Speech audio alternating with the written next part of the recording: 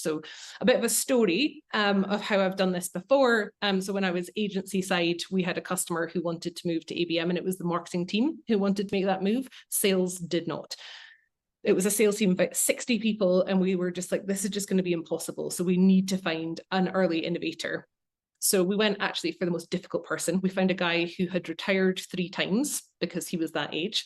He just loved sales so much. He just kept coming back to various jobs. And we thought, if we can get him on board, we can get anyone on board. So we kind of set our sights on him as like the pin to topple first.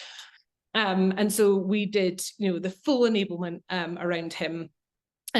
We did a discovery session with him on his sales process to just basically figure out kind of where the gaps were, where the sticking points were. And then our entire mission for him was, how can we have ABM help you overcome the sticking points that you're already experiencing? So don't try and implicate pain that's not there. Figure out what pain is already there and show him how ABM is going to help him solve for that. So for him, he was not getting into deals early enough. Like the type of sale that he was selling into was like, if you are the incumbent, you're basically locked in there for 10 years. And he was not able to sort of get ahead of those sales cycles.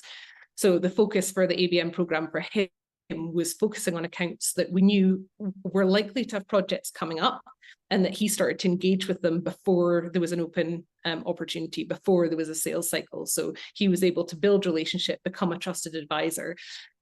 So I'll tell you a bit more about that story when we go on to talking about the account plans, which we'll get to later. But I could never have been as persuasive as a 60-something-year-old sales guy who everybody assumed was stuck in his ways, who wouldn't want to do it, going around all of his peers and telling them that we'd saved him a year's worth of work on his target accounts, and that we managed to land him meetings with 80% of his target accounts within the first 6 months. Like, those floodgates just opened. And I think by finding your early innovators, like, your aim is about creating fear of missing out, and you basically become a magnet for the sales team, as opposed to you trying to persuade them. They're coming to you asking for it, and that's when you kind of cracked that internal buy-in.